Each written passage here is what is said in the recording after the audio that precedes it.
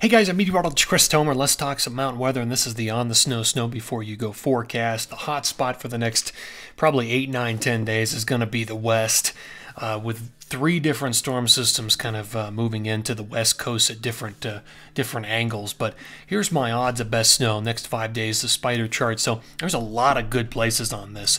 With three different storms, it's going to hit a lot of different areas. Very high on the list is Colorado, with all the zones are going to get hit at different times during the next 5 to probably 10 days.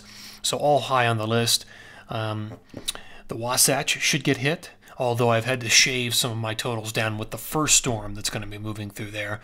It's just been looking a little bit weaker and weaker, but there's still going to be snow. And definitely in the longer term, there's going to be heavy snow. Teton should do well. The Sierra getting nailed. They've got some additional snow down the road coming as well. So all these places are pretty high on the list. Areas that are lower, northern New Mexico in the northeast, only because the storm track just isn't favoring those areas right now. Here are my bullet points. So I had to shave between 12.4 and 12.5. I've had to continually shave down my forecast totals for the Wasatch and even to some degree the Tetons, just because the storm that's going to come through on 12.4, 12.5, 12.6 is just, and even maybe 12.7, is just ragged. And it's not as cold as its predecessor. And then there's another storm coming, 12.8, 12.10, that'll hit the west coast. And then there's a possible third storm behind that for 12.10, 12.12. So there's a number of things lined up. And it'll affect all areas from the Pacific Northwest, BC, all the way down to the Sierra. So the tracks are going to be, and the trajectories are going to be all over the west coast.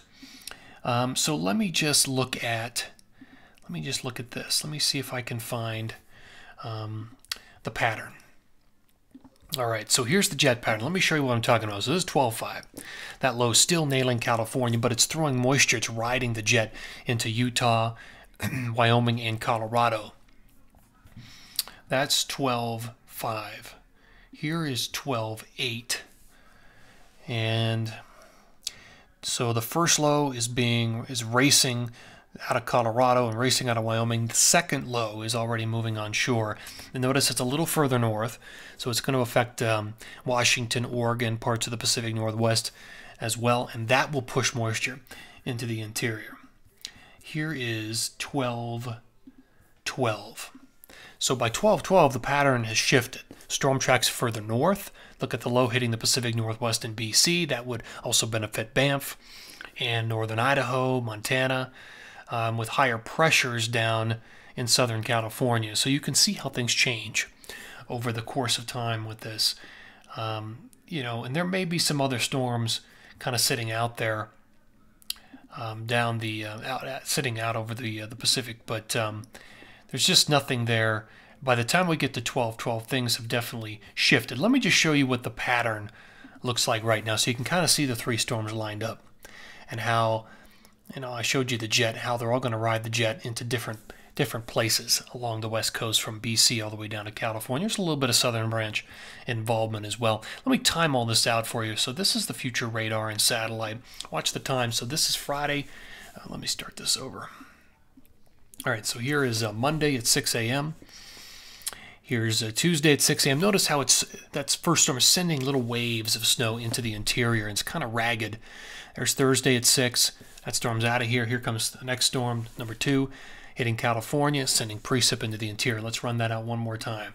So here's Monday at 6, Tuesday at 6, Wednesday at 6, and by Thursday it's running through Colorado and exiting. And here comes the next storm hitting the west coast by Friday at 6, and it's spreading its snow into the interior by Friday at 11. And again, there may be a third storm behind all of this. So let's talk about accumulations. All right, so here is the first phase, 12.4 through 12.7. Another 7 to 14 in the Sierra.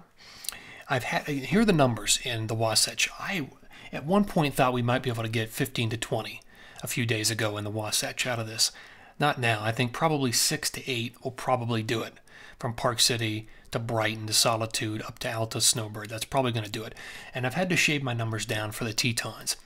I once thought maybe 15 to 20. Now we're down to like 10 to 12 out of this. this first storm. Again, kind of ragged. In Colorado, there's going to be an interesting focusing mechanism with the jet. And so there's going to be pockets of a foot or more.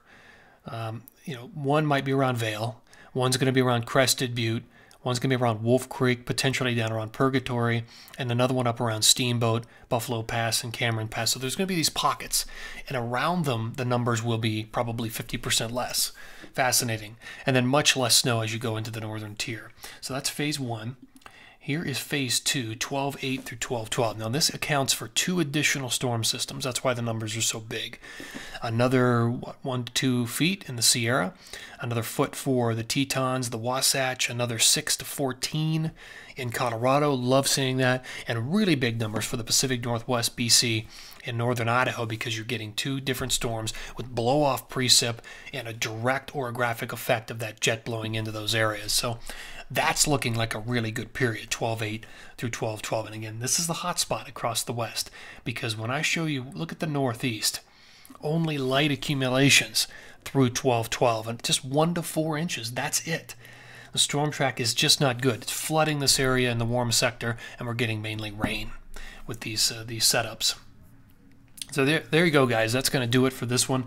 This has again been the On the Snow Before You Go forecast. Take care, and thanks for tuning in.